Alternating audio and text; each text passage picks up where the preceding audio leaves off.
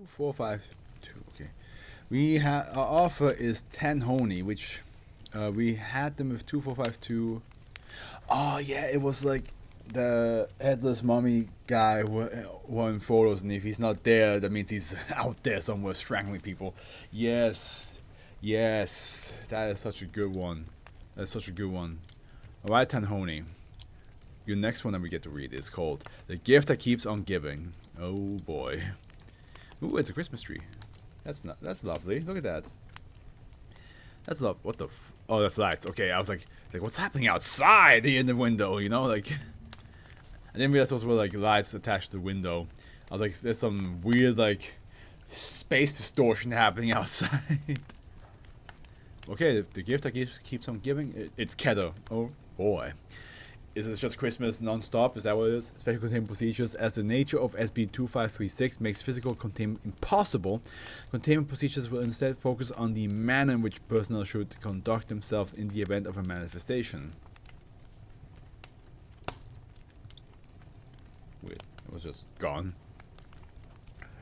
To enforce this, as of 12/23/19, copies of these containment procedures are to be distributed among all personnel currently in the employ of the SCP Foundation during the month of December. Oh, it is Christmas. It has to do with Christmas for sure.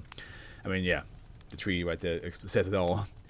In the event that SB-2536 appears before a member of personnel, they are to refrain from accepting any offered gifts, leaving the vicinity of SB-2536 and immediately inform their supervisor. Gifts presented to personnel by SB-2536 are only to be accepted under strict testing conditions, and after testing are to be confiscated immediately. And here we have SB-2536 upon manifestation inside 9 break room. Well, good to know that the break room has some decoration for Christmas. Description: SB-2536 is a Christmas tree with purple and white decoration, approximately 2 meters tall, composed primarily of plastic. A speaker is attached to the base of SB-2536, which loudly plays the song "I Wish It Could Be Christmas Every Day." No, by the band Wizard on a constant loop. SB-2536 only manifests during the month of December, and its status during the rest of the year is currently unknown. During the month of December, SB-2536 will appear before at least 6 members of Foundation personnel, one at a time, regardless of distance between them. No reports have been found from the public or Element Society Foundation indicating SB-2536 appearing to anyone apart from Foundation personnel. Huh. That's interesting. It just appears in front of the Foundation, nobody else. So we have 2 SCPs here that specifically target the Foundation members and nobody else. Or at least one of them has been, like, you know, brought in to make the Foundation fall apart. And this one's also and this one only is for the Foundation. I wonder why. Upon appearance before a member of personnel, a gift in the form of a wrapped present consistent with traditional Christmas practices will be located beneath SB-2536. Almost like an egg. This gift, hereafter referred to as -1, will contain an item which the chosen member of personnel greatly desires, whether consciously or subconsciously. In cases where the desired item would be too large or feasibly fit inside -1, its interior dimensions become significantly larger than its exterior ones. Oh, that's cool. Always, I'm a sucker for that. If the targeted member of personnel ignores SB-2536 and leaves the area, SB-2536 will disappear after 3 to 5 minutes. Oh, it must feel like kind of like, it's like, oh, okay, I guess you don't want the gift, I see. Bye. SB-2536 was first discovered when it manifested in the office of Site 26, Director Leather, during a lockdown after containment breach of SCP. At the time, -1 contained the required materials to temporarily shut down SCP and return it to its chambers. Inspection of SB-2536 by nearby researchers revealed the following note attached to SB-2536's base. Here at Dildo Sponge, we love nothing more than to watch the good work you fellows do. Your empathy and moral integrity are an inspiration to us all. And so, in this season of giving, we have decided to present you brave heroes who do so much for us with a gift of your own. Enjoy. Merry Christmas, OSN. Who can OSN be? Also, it's very similar to the secret admirer. Then, like, where like the secret admirer is like, hey, I have things that you definitely could use to contain things. You know what I mean?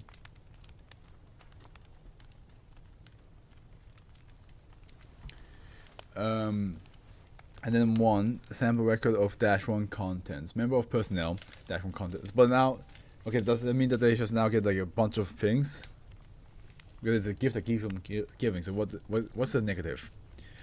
Site director letter. Materials required to shut down and subdue SCP.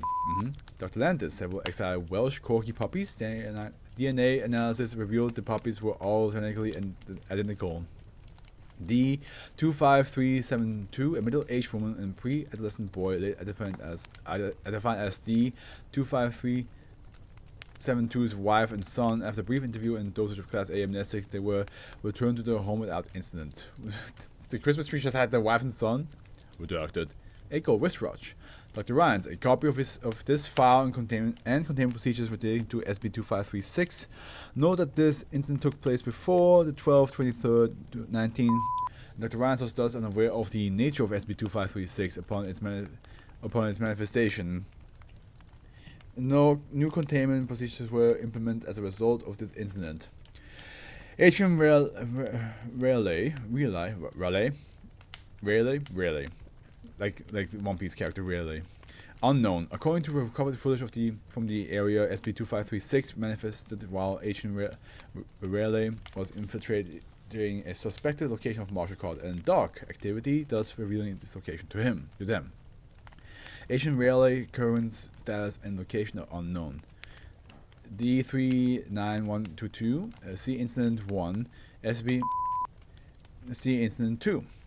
Incident 1, on the 12/29/2000, at Site 9, SB2536 appeared before the 39122 and several other D-class personnel outside of testing hours.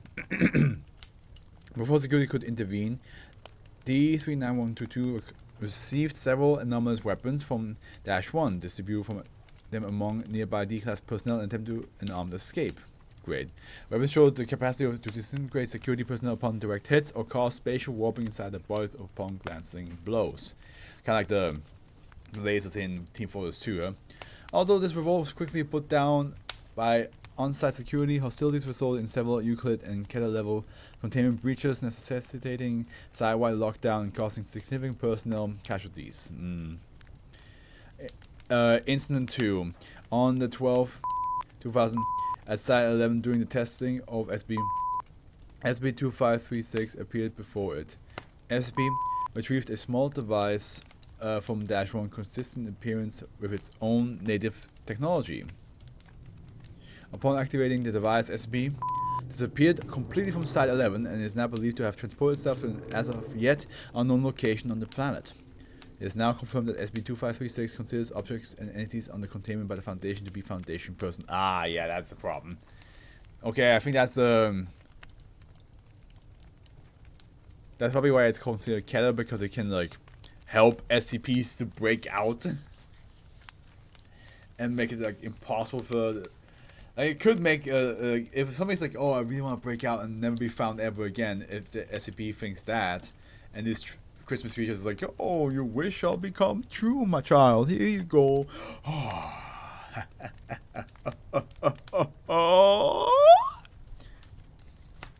Peace. And then yeah, I can see why it could literally ruin all the SCPs that the Foundation have either A, taking a while to contain, B, are always like worried about them breaching out, or C, just like all the things that they contained could break out and be.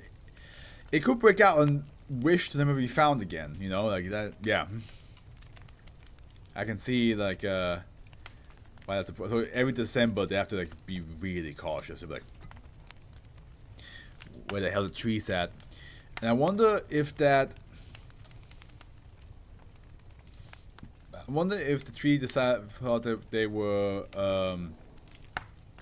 part of the Foundation because of the D class, right? Like, what if the tree at first was like, if at first was like, okay, we know, or whoever was sending the tree was like, okay, we know the Foundation researchers are Foundation only, But then like they saw like the D classes and like, that they did like tests with them. It was like, oh, the D classes also deserve a gift. And it's like, well, if the D classes deserve a gift, shouldn't the anomalies, the SCPs, also deserve one? And then like it was like, and then OSN was like, you know, you're right. You're absolutely right. We should give them a chance as well. So I think that's what happened.